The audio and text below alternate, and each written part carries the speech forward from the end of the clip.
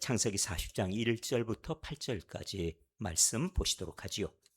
창세기 40장 1절부터 8절, 오늘 주시는 하나님의 말씀. 창세기 40장 1절부터 8절입니다. 그 후에 애굽 왕의 술 맡은 자와 떡 굽는 자가 그들의 주인 애굽 왕에게 범죄한지라. 바로가 그 두 관원장 곧 술 맡은 관원장과 떡 굽는 관원장에게 노하여 그들을 친위대장의 집안에 있는 옥에 가두니 곧 요셉이 갇힌 곳이라. 친위대장이 요셉에게 그들을 수종들게 하며 요셉이 그들을 섬겼더라. 그들이 갇힌 지 여러 날이라. 옥에 갇힌 애굽 왕의 술 맡은 자와 떡 굽는 자 두 사람이 하룻밤에 꿈을 꾸니 각기 그 내용이 다르더라. 아침에 요셉이 들어가 보니 그들에게 근심의 빛이 있는지라. 요셉이 그 주인의 집에 자기와 함께 갇힌 바로의 신하들에게 묻되 어찌하여 오늘 당신들의 얼굴에 근심의 빛이 있나이까? 그들이 그에게 이르되 우리가 꿈을 꾸었으나 이를 해석할 자가 없도다. 요셉이 그들에게 이르되 해석은 하나님께 있지 아니하니이까? 청하건대 내게 이르소서. 아멘. 네. 끝까지 건강하시면 좋겠어요. 한 주님 부르시는 그날이 언제가 되든 앞으로 하나님께서 주시는 그 영광의 면류관이 오늘 찬송의 고백과 함께 이루어지게 되기를 바랍니다. 거의 40년 전 있었던 일인데요. 제가 목사임직한 교회에 그 교회 협동 목사님으로 예영수 교수님이 오셨어요. 그분이 그 신학교에 학장님으로 계시면서 한신대학교 학장으로 있으면서 장신대의 신대원에 입학을 해가지고 공부하는 그 과정이었어요. 그리고 그 과정 속에서 함께 우리가 이제 같이 지내게 됐는데, 그분은 사실 원래 기장 측 목사였기 때문에 이영수 교수님이 사실은 기존의 목사이면서 그러면서 우리 교단에 와서 신학을 하는 그런 입장으로 같이 만나게 됐어요. 근데 어느 날 차를 마시면서 저하고 그런 얘기를 해요. 제가 이제 막 목사임직을 막 마친 직후쯤 됐는데, 목사임직 하셨으니까 앞으로 목사님은 좀 큰 생각을 하기 위해서 이 얘기를 좀 들어주시면 좋겠어요. 그러길래 무슨 말씀입니까? 그랬더니 하는 얘기가, 이 서구에서 했던 실험 하나를 얘기 드릴게요.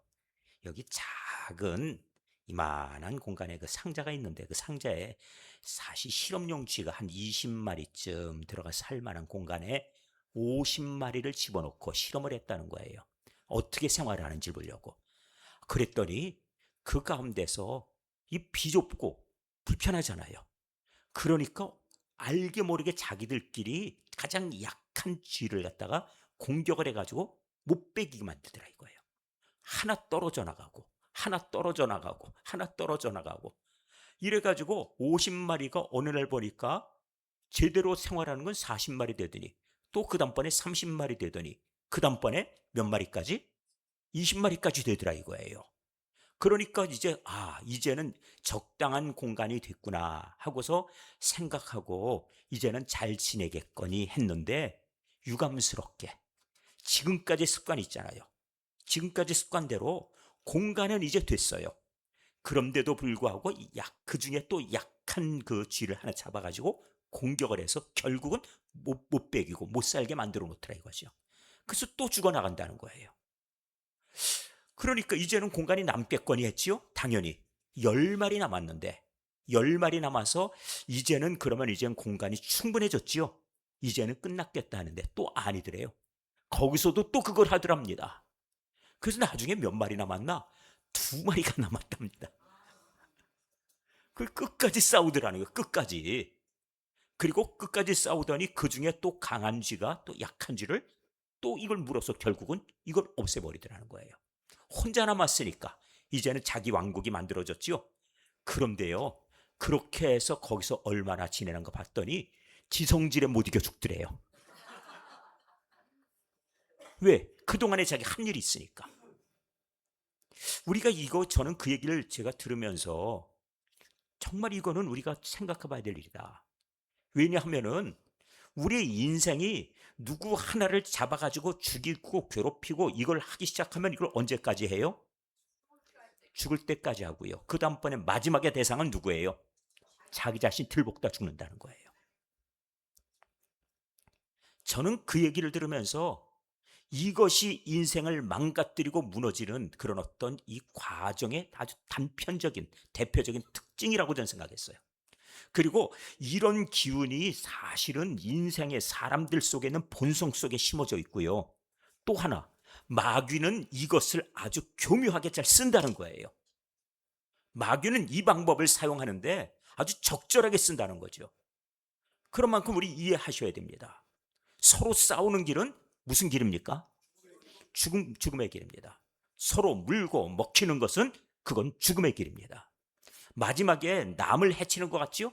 아니에요. 결국 자기가 죽습니다. 식구들끼리도 서로 싸우고 서로 다투는 일이 있습니까? 다 죽는 길입니다. 나라가 위기가 왔다 그럴 때 이 나라의 위기는 사실 누가 더 강하냐 약하냐, 아니면 우리가 외세 우리를 갖다 공격해 온다, 아니면 세계 경쟁이 어떻다, 이것이 위기가 아니고요. 정작 위기는 언제인가 보니까 우리끼리 싸울 때 위기예요.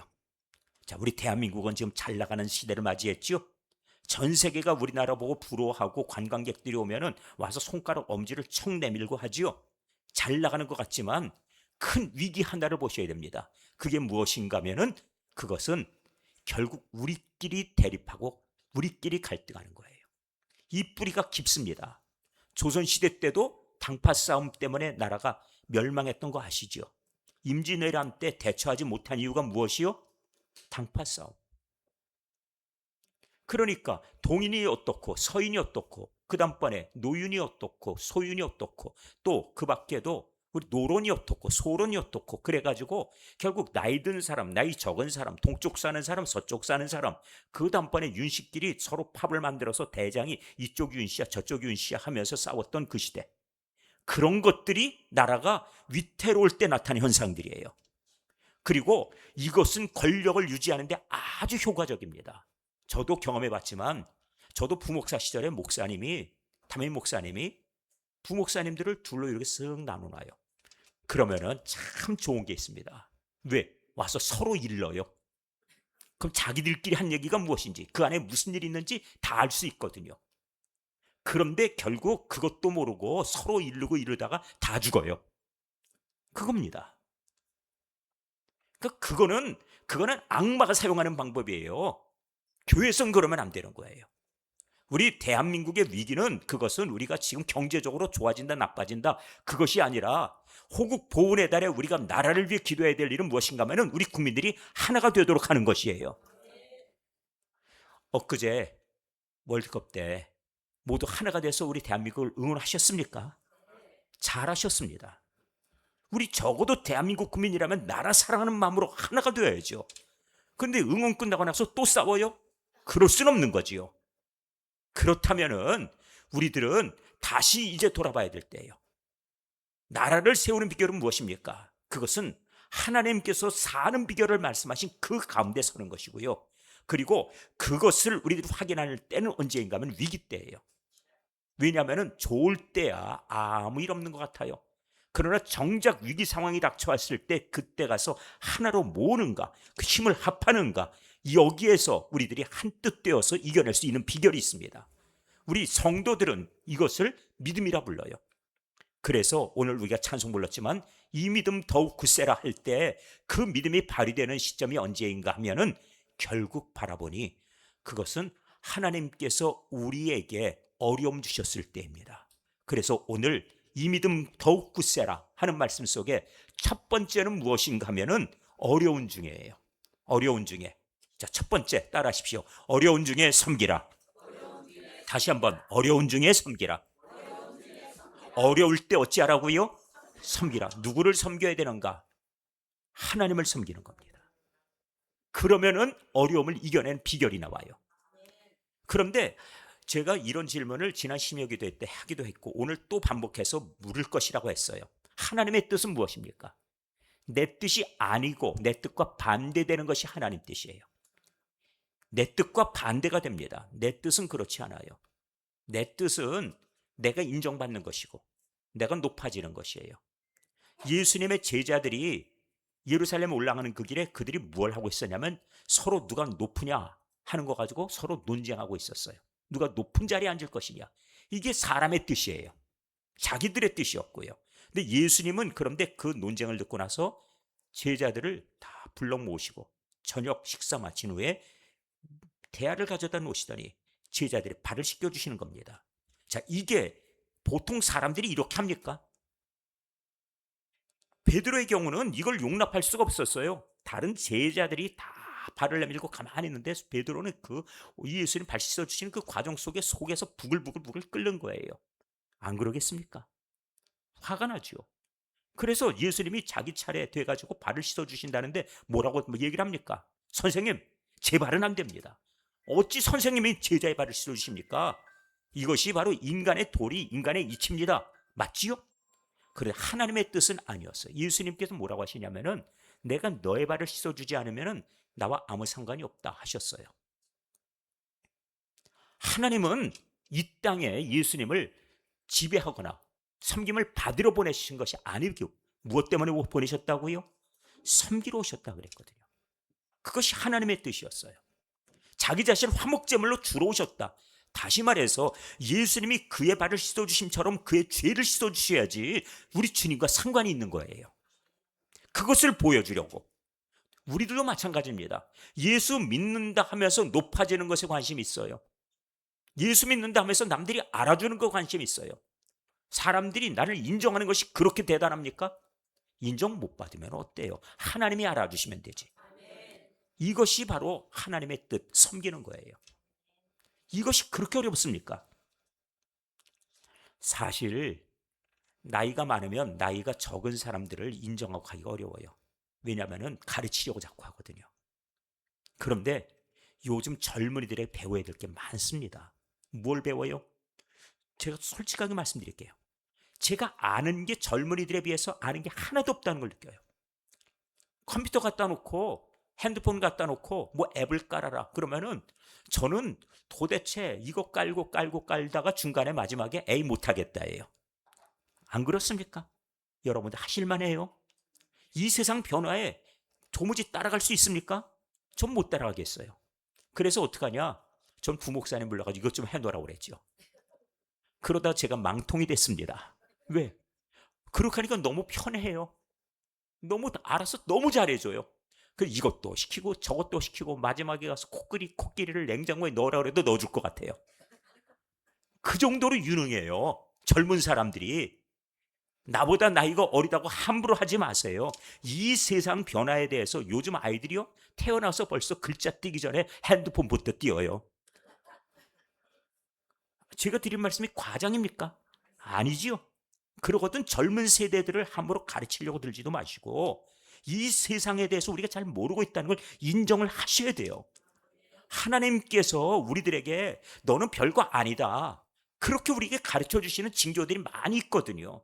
그러거든 그저 배우고 그리고 저 아이들을 통해서도 저 아이들이 나의 스승이다 하시고 바라보면 정말 내가 깨달아야 될 것들이 많이 있는 거예요. 세상의 이치가 그렇습니다. 이해가 안 되면 어찌하라고요? 이해가 안 되면 그때는 이해가 안 될 때는 그저 믿으면 돼요. 하나님이 말씀하시면 순종하면 되는 거예요. 저는 그런 마음으로 세상을 살아가니까 그렇게 편할 수가 없어요. 하나님이 말씀하시면. 자, 아브라함이 혼란이 왔어요. 어떤 혼란인가 하면은 하나님이 자기가 하나님 배려해드린다고 해가지고 저 그래도 젊은 여자 하갈을 통해 아들을 낳으면 하나님이 그냥 이해해 주실 줄 알았거든요. 근데 하나님이 그것을 진노하시면서 너는 내 앞에 행하여 완전하라 나는 전능하다 이러고 막 책망하시니 이게 도대체 무슨 영문인가? 나중에 세월이 훨씬 많이 흘러서 이제는 나도 그렇고 내 아내도 그렇고 둘을 통해서 아들 낳을 이제는 가능성이 없고 생각하고 있는데 하나님은 네 아내가 아들을 낳을 거다 뭐 말씀하시는데 하나님 괜찮습니다. 그저 지금 저 자라나고 있는 이스마엘로도 족합니다 했더니 아니라 그러셨거든요. 그래서 이삭이 태어났어요. 야, 하나님은 전능하신 분 맞구나. 그런데 이 이삭이 한참 성장해가지고 이제는 청년이 될 만하니까 그 아들을 번제로 드리라고요? 이건 말이 되는 소리여야지. 이해가 됩니까? 제 머리에 회로로는요 답이 안 나와요. 하나님이 이런 분이야. 아니 저 아이를 후사로 삼다는데 어떻게 저 아이를 내가 어떻게 죽여서 어떻게 가죽을 벗기고 어떻게 살을 벗기고 그 다음번에 살을 이거 태워서 하나님께 드리면 무슨 일이 있어? 어떻게 후손은 어떻게 되는 거야? 이게 질문이 답이 안 나와요. 그런데 창세기 12장에 하나님 하신 일 보세요. 22장 2절부터 하나님께서 명하십니다. 뭐라고 하시던가요? 여호와께서 이르시되 네 아들 내 사랑하는 독자 이삭을 데리고 모리아 땅으로 가서 내가 내게 일러준 한 산 거기서 그를 번제로 드리라. 자, 이제 상황이 이건 도무지 답이 없는 상황으로 명령이 왔어요. 여호와께서 이르시되 네 아들 내 사랑하는 독자 이삭을 데리고 3절로 가보세요. 3절. 아브라함이 아침에 일찍 일어나서 순종해서 갑니다. 그리고 나귀 안장 지우고 두 종 데리고 아들 이삭도 데리고 가요. 번제 쓸 나무를 쪼개어 가지고 떠나 하나님이 자기에게 알려주신 곳으로 가는데 그 길을 사흘 길을 걸어가면서도 꿋꿋하게 갑니다. 제3일에 아브라함이 눈을 들어 그곳을 멀리 바라보았습니다. 저만큼의 이제 모리아산이 보이는데 지금 예루살렘이에요.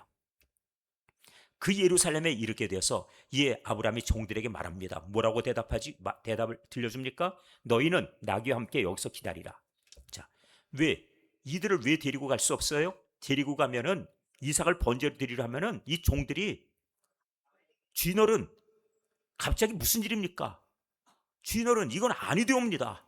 그리고 나서 어떻게 해요? 말리겠지요? 방해가 되거든요. 방해가 될 만하니까 종들을 거기 남아있으라 그래요.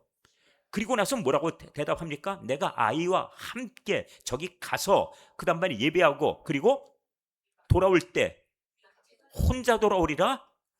아니에요. 우리가 너희에게 돌아오리라. 여기 우리라고 하는 표현을 해요. 이건 혼자 돌아온다는 뜻 아니고 이삭과 함께 해요. 나는 가서 하나님 말씀하신 대로 이렇게 할 것이야. 순종할 것이야. 그러나 하나님은 약속하신 바가 이 아이를 통해서 후손 주신다 그랬으니 이 아이를 하나님 되살려 주실 거야. 이게 부활 아니에요? 그는 여기까지 신앙이 이르렀어요. 그러니까 하나님은 모순이 없으신 분, 말씀하시면 지키시는 분, 전능하신 분, 그 믿음 속에서 그 말씀 따르겠다는 거예요. 하나님이 주시겠다 해서 주셨고 나는 그것을 그대로 믿지 못했었는데 이제는 믿습니다. 그런데 이제 하나님이 말씀하신 바를 이루려 하는데 이 아들을 번제로 드리라 했으니 난 번제로 드립니다. 그러나 그 이유는 하나님이 전능하신 능력으로 알아서 이 아이를 나에게 다시 되돌려 주셔서 데리고 올 거예요. 그것이 마음에 정해져 있으니 가는 겁니다. 이런 사람 무섭습니다. 세상이 감당 못할 사람들이에요. 자, 어려울 때 어찌하라고요? 하나님 말씀 그대로 따르는 겁니다. 자, 오늘 본문 보시면 지금 요셉이 지금 억울한 사정이에요. 억울한 사정에 40장 1절부터 지금 감옥에 갇혔습니다. 왜 그러냐면은 감옥 속에 가기 전에 10년 동안 노예로 팔려가지고 정말 고통스러운 세월을 지냈거든요. 그런데 이제는 한 27살쯤 됐더니 멋진 청년이 됐어요. 보디발의 처가 유혹을 해요. 그런데 이때도 그렇지만은 노예를 거느린 집안에는 여자 주인들이 남자 노예들 놓고 이렇게 유혹하는 경우 상당수 있었어요. 그리고 그때 이 요셉 생각에 내가 저 여주인의 마음에 들면은 내 신분이 한결 더 높아지고 더 든든하게 내 뒤에 배경이 돼줄 수 있다. 그런 생각 안 하겠습니까? 그런데 그때 유혹할 때 난 하나님께 범죄하지 않겠다 하고서는 단호하게 거절했다가 감옥에 갔어요. 믿음을 지킨다고.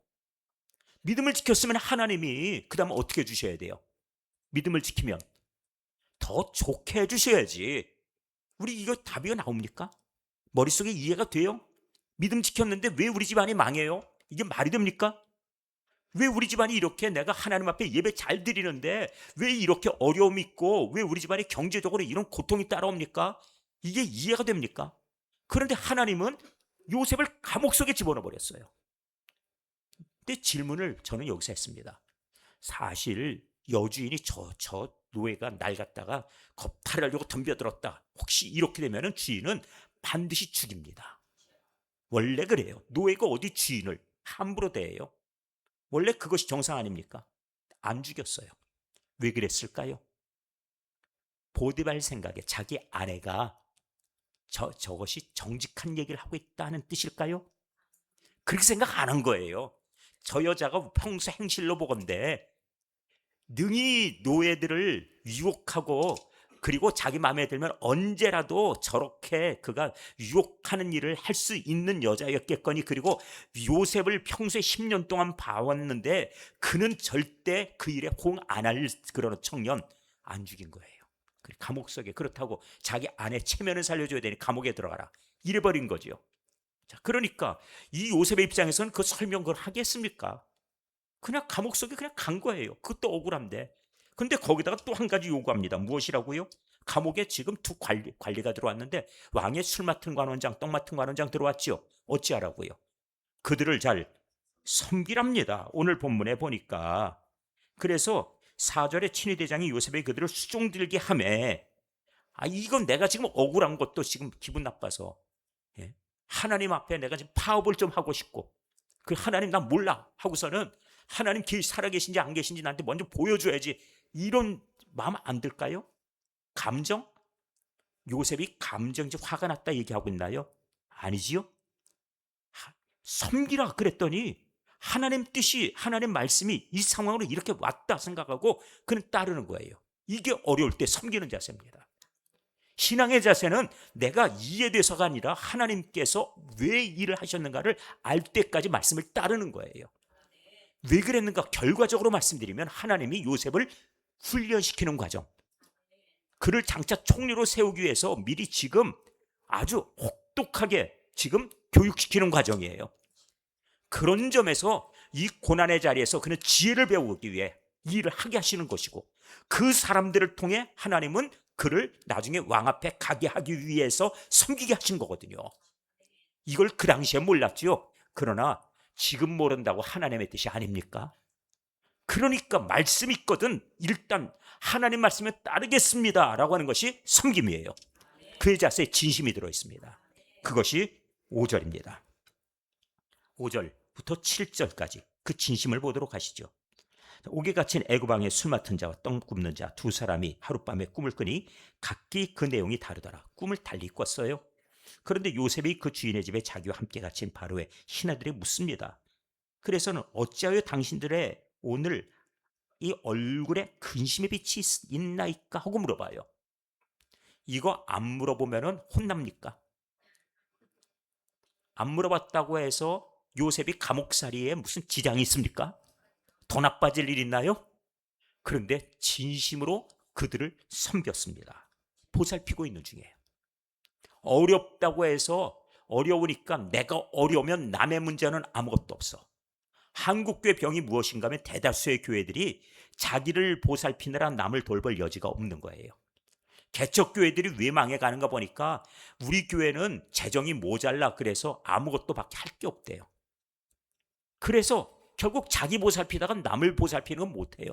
하나님의 뜻은 무엇이냐면은 그럼에도 불구하고 교회가 세워진 그 순간부터 사명을 감당하라는 것이에요. 그런데 불구하고 하나님 우리는 모자라요. 그리고 나서 우리는 보살필 여력이 없다고 해버리네요. 요셉도 지금 자기 마음속에 내 코가 석자인데라는 말 아시죠? 내가 지금 감옥에서 내 몸 하나도 지금 사실 괴로운데 무슨 남까지 섬기고 돌보고 말고 남의 얼굴 살필 일이 뭐 있어? 그런데 그렇지 않아요. 하나님이 그들을 통해서 일하시기 때문에 섬기라 하신 것이었거든요. 나중에 어떤 일이 있을지 모릅니다. 만나는 사람들 하나하나 잘 하셔야 돼요. 하나님이 보내신 사람일 수 있거든요. 저는 그 부분에 철저하게 제가 공감합니다. 자, 다윗이 사울왕을 피해서 도망을 갔어요.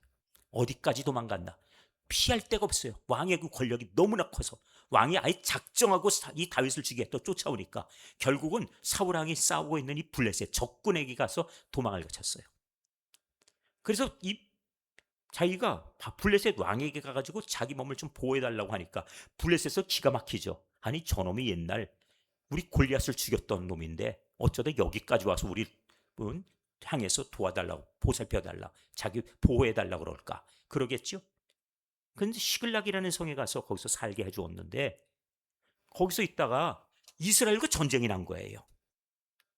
자, 이제 다윗은 이건 큰일 났습니다.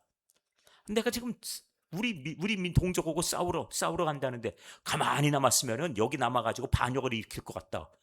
그 얘기는 들을 것 같아요. 그러니까 자기가 이 성에서 가만히 있을 수 없으니 어떻게 해요? 같이 가야지요. 가기는 같이 가야 되는데 자기 동족과 싸울 수 있는 입장도 아니잖아요. 그래서 아주 난감해진 상황입니다. 그런데 블레셋 진영에서 회의가 있었어요. 저 어쩌다가 저 다윗 군대가 쫓아왔냐고. 저들은 이스라엘 백성들 아니냐. 나중에 한참 싸울 때 우리 뒤를 때리면 어떡하니? 이런 질문이 자기들 속에 나타난 거예요. 그러니까 결론은 무엇이냐면 돌아가게 해라. 자, 이렇게 돼버렸습니다. 자기들도 두려우니까 다윗을 혹시라도 우리 뒤를 공격하면 우리가 못 당하니까 쫓아보내자. 그래서 가라 그랬어요.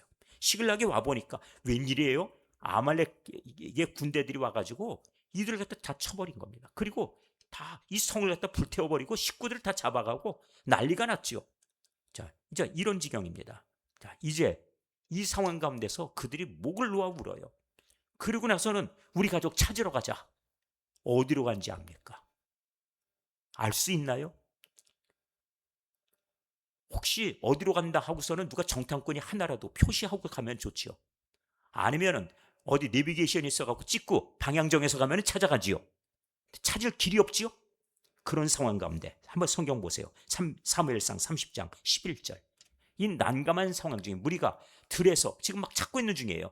들에서 지금 애굽 사람 하나 만났어요. 소년을. 그를 다윗에게로 데려갑니다. 보니까 병들어서 죽을 지경입니다. 그리고 지금 기력이 다 떨어져 가만 놔두면 죽는 상황이에요.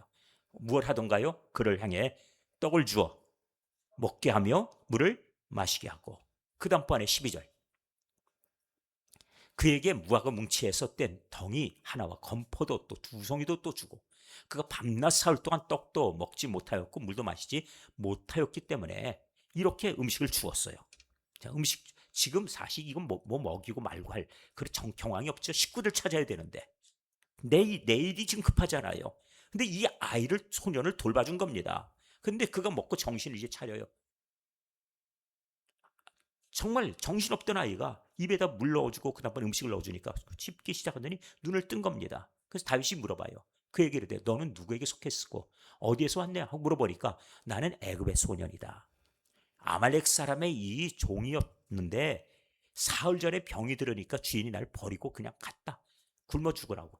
그래서 사흘 동안 자기는 병들었고 못 먹어서 며칠 더 굶으면 죽을 지경이었다. 그런데 만난 거예요.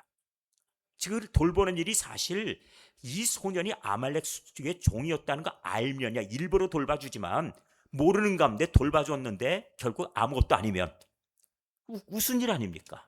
그런데 불구하고 그를 돌봐준 거예요. 그래서 나를 버렸다 얘기하니까 물어봐요. 그래? 아말렉 종이었다고? 그래. 그러면 우리 식구들 아느냐? 하고 물어봤어요. 그랬더니 우리가 그렛 사람의 남방과 유다에 속한 지방과 이쪽의 지방들 다 여기서 침나고 시글락은 우리가 여기 와서 불 질렀습니다. 불살랐나이다 하고 얘기하죠. 그랬더니 그럼 어디로 갔는지 아느냐고 물어봐요. 다윗이 그에게 이르되 네가 나를 그 군대로 인도할 수 있겠느냐고 물어봅니다. 인도하겠느냐 하니 그가 이르되 당신이 나를 죽이지도 아니하고 내 주인의 수중에 넘기지도 아니하겠다고 하나님의 이름으로 내게 맹세하소서. 그리하면 내가 당신을 그 군대로 인도하리다. 하나님이 인도자를 병들게 해가지고 그때 내버려 둔 거예요. 버리고 간 이 소년이 그 가는 길을 알고 있고요. 그들이 가는 방향과 그들이 가는 목표 지점, 다음 지점을 알아요 라고 얘기하니까 쫓아가서 다시 식구들을 건져 구해 옵니다. 아말렉을 치고 그들을 물리쳐요. 하나님의 인도하심이 이렇게 나타나는 겁니다. 우리 성도들은 세상 살아가면서 나 바쁘다고, 나 급하다고, 내일이 우선이야, 자기 일에 몰두하다 보니까 정작 하나님이 문제 해결을 위해서 보내주신 사람들을 외면하는 수가 있어요. 우리 교회도 마찬가지입니다. 하나님께서 보내주신 사람들을 외면하지 마셔야 돼요. 꼭 기억하시기 바랍니다. 하나님은 우리에게 보살피라. 우리가 어렵기 때문에 아직 복음을 알지 못하는 사람 보살피고, 또 우리의 도움의 손길, 따스한 사랑의 손길을 필요로 하는 사람들을 결코 외면하지 말라고 말씀하고 있습니다. 이것이 바로 주님의 뜻이에요. 여기에 따르는 것이 믿음입니다. 자, 오늘 이 말씀을 보셨는데 마지막으로 보겠습니다. 8절 우리 같이 읽습니다. 8절 시작. 그들이 그에게 이르되 우리가 꿈을 꾸었으나 이를 해석할 자가 없도다. 요셉이 그들에게 이르되 해석은 하나님께 있지 아니하니까 청하건대 내게 이르소서. 아멘. 내게 이르소서 하지만 해답은 누구에게? 하나님에게. 자, 이거 기억하시면 돼요. 내가 하더라도 해답은 하나님께로부터 오는 것이에요. 지금 오늘 본문 1절에 뭐라고 돼 있었냐면은 애굽 왕의 술 맡은 자 떡 굽는 자가 그들의 주인 애굽 왕에게 범죄해서 같이 들어온 거예요. 그런데 이 둘의 꿈이 달라요. 왕이 누구는 용서하고 누구는 죽일까? 왕의 마음이에요. 그런데 이 결정하는 것도 하나님께서 하신 일이고 꿈을 하나님께 보여주시는 것도 하나님이 하신 일이에요. 그렇습니다. 이 둘을 다 죽여도 할 말 없어요. 그런데 하나님께서 둘 가운데 하나를 살려서 왕 옆에 다시 데려다 놓고 하나님께서 또다시 그로부터 2해가 더 지난 다음에 바로가 꿈을 꾸고 그 다음번에 그 꿈을 꾼 자리에 요셉이 그 앞에 서는 거예요. 그때 요셉이 뭐라고 대답을 그에게 하는가 보십시오. 창세기 41장 8절인데 거기 보면은 그가 이렇게 말을 해요. 이 모든 일들은 하나님께서 가르치신다. 그들이 그에게 이르되 우리가 꿈을 꿨으나 이를 해석할 자가 없더라. 41장을 한번 41장 16절을 참조로 보여주세요. 41장 16절 41장 16절을 보시면 왕 앞에 가서 이렇게 말합니다. 당신이 꿈을 꾸셨습니까? 그 꿈을 꾸셨다면 그것을 저에게 지금 말씀해 주십시오. 그런데 그 꿈을 알게 하신 이는 누구요? 하나님이에요. 그렇게 말합니다. 기억하셔야 돼요. 꿈은 하나님께서 꾸게 하셨지만 그 꿈의 의미를 알게 하신 분 하나님이시고 해결책도 누구에게 있다고요? 하나님께. 그래서 요셉이 꿈 해석해주고 그때는 이렇게 하면 됩니다 라고 얘기했더니 그래? 그걸 아는 사람은 너밖에 없구나. 하나님을 통해 내가 알았다면 너의 신을 통해서 내가 아는 그 지혜를 따라 우리 이 어려움 위기를 극복할 수 있도록 네가 총리가 되라. 그리 된 거예요. 그러니까 감옥에서 나오도록 건져주신 분도 하나님이시고 그의 신분 총리로 세워주신 분도 하나님이시란 얘기예요. 궁극적으로 그렇게 되는 겁니다. 우리들이 인생을 내가 주도해서 사는 것 같지요? 아니에요. 나와 상관없이 수많은 사람들이 서로 함께 연결되고 우연 같은데 아닙니다. 내 삶을 인도하신 분은 하나님이시고 오늘 내가 초대교회에 와서 예배드리고 있는 게 신기한가요? 신기한 거 아니에요. 하나님이 그 만남을 인도하시고 여기에서 오늘 말씀을 듣게 하시는 뜻이 있다는 말씀이에요. 특별히 지난날에 우리 역사를 한번 볼 필요가 있어요. 제가 한번 보여드린 사진이기도 하지만 이 사진은 깊이 기억해 두셔야 됩니다. 왜냐하면 1950년도 6월 25일 날 전쟁 나고 3일 만에 서울 함락됐죠. 원계획은요 일주일 만에 부산까지 함락시키는 거였어요. 원계획은 3일 동안 만에 서울 함락시키고 우리나라의 국군의 60%가 괴멸됐습니다. 그 나머지 전국을 40%가 지켜낸다고요? 택도 없는 일이에요. 그러니까 그냥 걷는 대로 점령이었어요. 걷는 대로 점령. 그런데 마지막에 최후 방어 저지선을 어디에다 설치했냐면 낙동강입니다. 아시죠? 이게 8월 초에 이게 설치했는데 그런데 문제가 뭐냐면 여기가 뚫리면 이젠 끝입니다. 그래서 다부동 전투라고 치열했죠. 그런데 그 다음에 영천이 떨어졌어요. 영천이라고 하는 이 경상도의 영천 땅이 떨어지면 그 다음번에 감당할 길이 없습니다. 그 영천이 떨어지니까 그때 뭐라고 얘기하냐면은 이 유엔군에서 제안해요. 그러지 말고 저 괌에 10만 명 정도 망명 정부를 세워라. 10만 명 정도는 거기다 데려다 줄 수 있다. 그럼 나머지 국민들은 이승만 대통령이 그걸 동의해요? 동의 안 했어요. 동의를 안 했습니다. 차라리 다 죽여라 그랬어요. 날 죽여라. 내가 10만 명 데리고 가서 거기서 정부 세운다고? 여길 다 주고? 그래 할 수 없이 동의를 안 하니까 끝까지 싸우자고 나서게 된 거예요. 근데 문제는 뭐냐? 유엔에서 그럼 비행기로 폭격을 하겠다 하는데 비행기가 떴는데 문제가 하늘에서 구름 때문에 어디를 폭격해야 되는지 아무리 들여다봐도 안 보여요.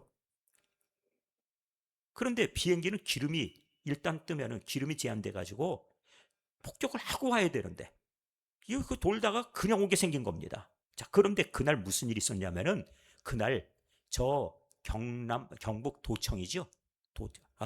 경남도청 부산인데 지금 부민대학교 자리예요. 거기서 뭘 하고 있었냐 하면은 8월 16일 날인데 이날 모여서 교인들이 뭘 해요? 나라를 위해 기도해요. 지금 이 낙동강 전지선이 뚫렸는데 큰일 났습니다. 다시 이거 되돌려 주십시오. 그래가지고 거기에서 엄청나게 같이 모여서 열심히 기도해요. 저 초록색 자리 있죠? 그게 구청 자리, 지금 헐어버린 자리예요. 그리고 지금은 그 앞에 부민대학교 캠퍼스 저 건물이 이제 섰죠. 저기서 구국 기도회를 했어요. 그랬더니 비행기가 막 뜨고 구름 때문에 이 폭격을 못 하겠는데 하는데 구름이 싹 열린 거예요.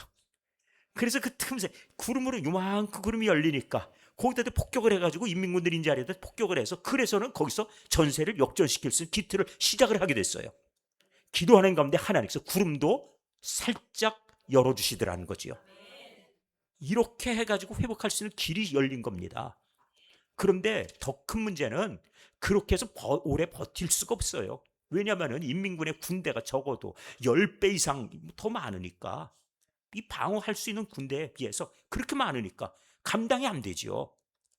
결국은 시간 가면은 떨어지게 돼 있는 거예요. 그러니까 대안은 무엇이냐면 저 인천에 가서 이렇게 허리를 자르는 상륙작전 하겠다는 거죠. 근데 그게 확률상 5,000분의 1이라고 아예 공식적으로 나왔어요. 그래서 미국의 대통령도 그때 트루먼 대통령도 반대하고 안 된다는 거예요.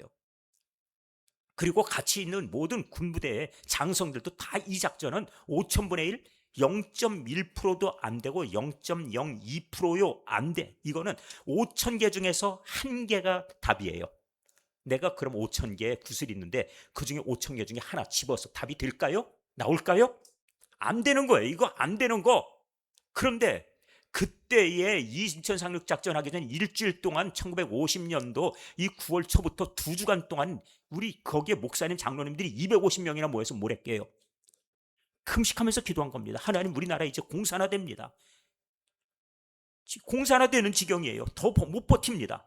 이때 하나님 길을 열어주시고 우리 지켜주셔야 됩니다 하고 2주간 동안 금식하며 기도했어요. 부산 초량교회에서 한 일입니다.